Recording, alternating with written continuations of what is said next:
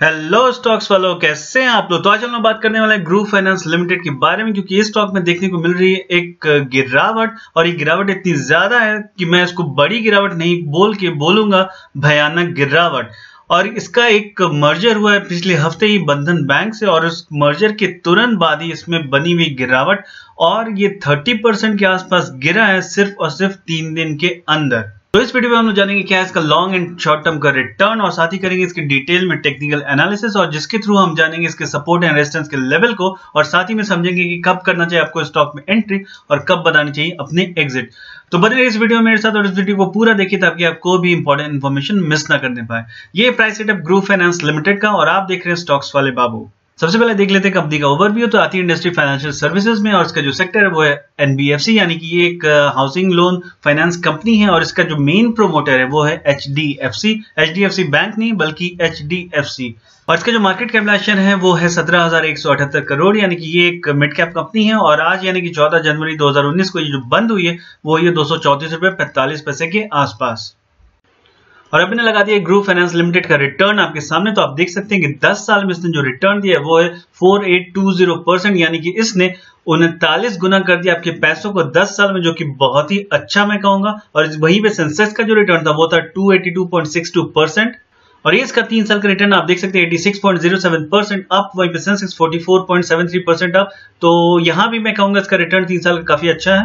और ये इसका 1 ईयर का रिटर्न आप देख सकते हैं ये डाउन है 7.58%, वहीं पे सेंसेक्स 3.65% अप।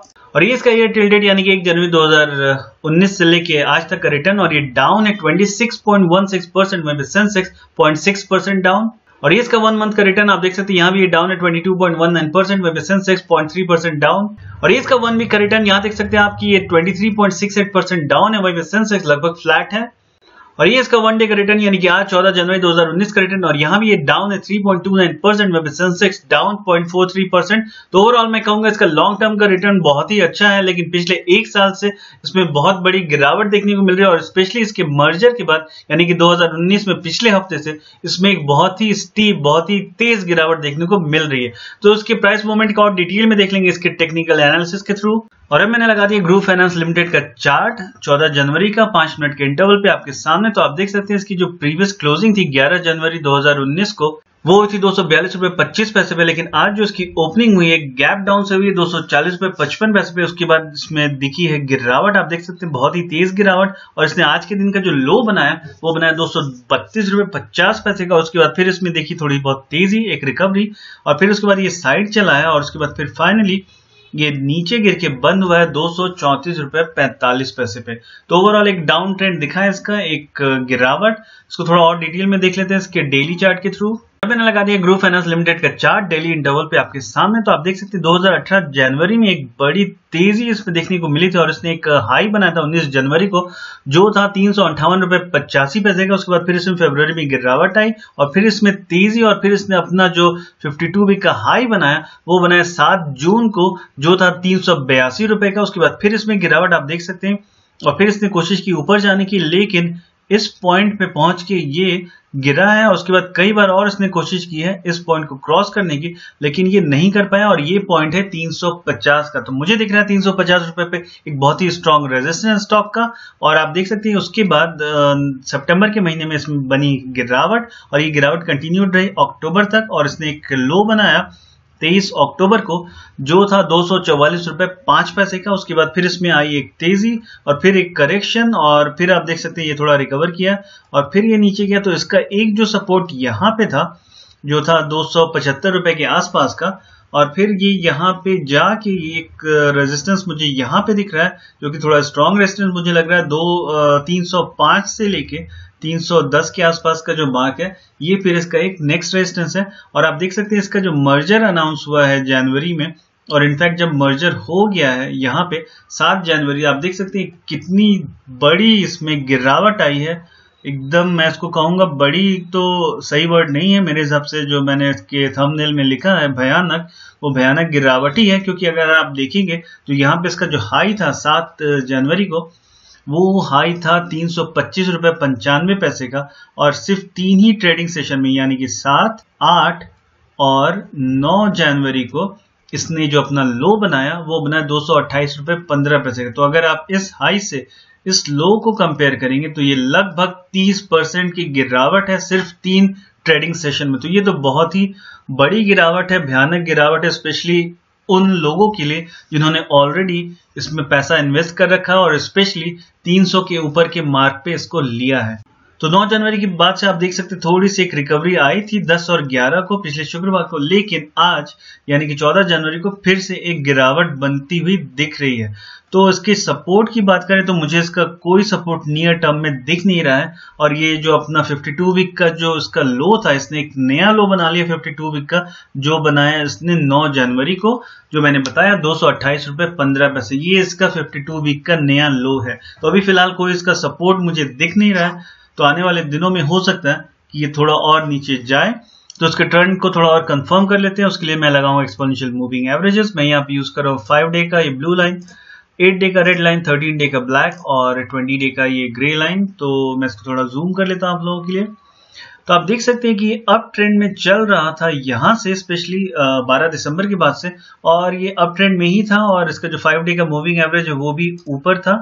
और उसके बाद यहाँ पे आके वही जो मैंने आपको बताया 7 जनवरी से जब मर्जर अनाउंस हो गया, कंप्लीट हो गया इसकी फॉर्मेलिटीज, तो ये जो शुक्रवार था 4 जनवरी का, उसके बाद जो मंडे आया सोमवार 7 जनवरी को, तब से इसमें बनी बड़ी गिरावट। आप देख सकते हैं कितने बड़े गैप डाउन से 7 के बाद 8 जनवरी को मंगलवार को ओपनिंग हुई है और 8 के बाद 9 को आप देख सकते हैं एक स्लाइड गैप अप था, लेकिन फिर एक गैप डाउन। तो एक बहुत ही स्टीप गिरावट है और मुझे लगता है इस गिरावट से उबरने में इसको अभी अच्छा खासा टाइम लगने वाला है।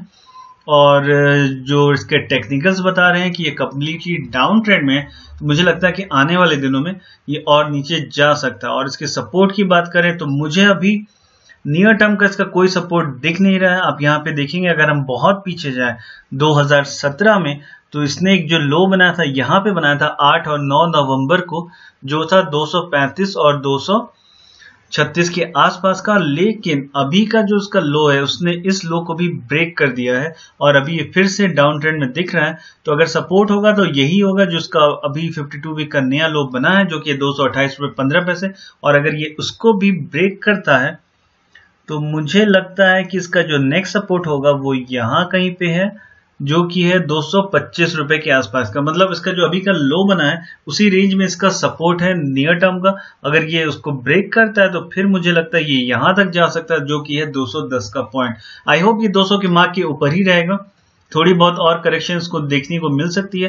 तो अगर आप इसमें इन्वेस्टेड हैं तो मैं कहूँगा थोड़ा होल्ड करें, क्योंकि बाजार को ये जो मर्जर था इसका ग्रूव फाइनेंस लिमिटेड का बंधन बैंक के साथ, वो थोड़ा पसंद नहीं आया और इस वजह से दोनों ही फाइनेंशियल कंपनी, एक तो बंधन बैंक और एक ग्रूव फाइनेंस, दोनों के स्टॉक्स में बराबर देखने को मिल रही है बड़ी गिरावट। अगर आपको चाहिए प्राइस सेटअप बंधन बैंक का भी तो प्लीज इसको कमेंट सेक्शन में आप मेंशन कर दें और मैं आपके लिए जरूर बंधन बैंक का भी एक प्राइस सेटअप वीडियो लेके आ जाऊंगा। तो इसके ट्रेंड को थोड़ा फाइनल कंफर्म कर लेते हैं मोमेंटम ऑसिलेटर लगा के। तो मैं यहाँ पे यूज कर रहा हूँ स्टोकेस्टिक RSI 14-14-33 के इंटरवल पे और मैं थोड़ा इसको जूम आउट कर लूंगा आप लोगों के लिए।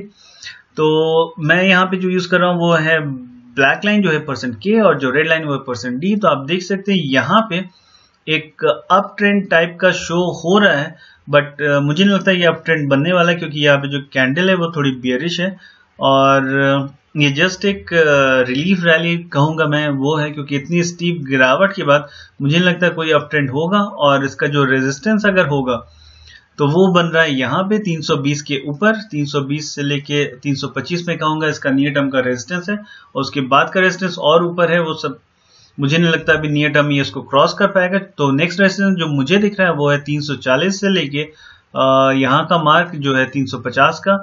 ये इसके लिए बड़ा रेजिस्टेंस साबित होगा, लेकिन तब जब ये 320 से 325 का जो मार्क है उसको क्रॉस कर लेता है। तो रेजिस्टेंस बता दिया मैंने आपको। और सपोर्ट की बात है तो मैं वही बता रहा हूँ कि इसका जो सपोर्ट है वो यहाँ पे ऑल टाइम लो 225 से 230 के बीच का मार्क, जिसके बीच ऑलरेडी ये है।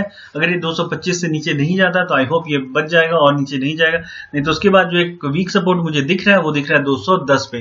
तो आप अगर इस स्टॉक में इन्वेस्ट किए हुए हैं तो मैं कहूँगा थोड़ा होल्ड कर ले। और अगर आप इस स्टॉक में इन्वेस्ट करने की सोच रहे हैं तो मैं कहूँगा थोड़ा वेट कर ले, इसके ट्रेंड को कंफर्म कर ले, क्योंकि आने वाले दिनों में मुझे लग रहा है कि ये थोड़ा साइडवेज जाएगा बेस्ट केस सिनेरियो में, और वर्स्ट केस सिनेरियो में ये थोड़ा और नीचे जा सकता है। तो वीडियो करूंगा ये पे वाइंड अप पसंद आया तो प्लीज लाइक करें, दोस्तों के साथ शेयर करें और इस तरह की वीडियोस को देखते रहने के लिए चैनल को सब्सक्राइब करें। मिलते हैं आपसे अगली वीडियो में, तब तक के लिए बाय बाय।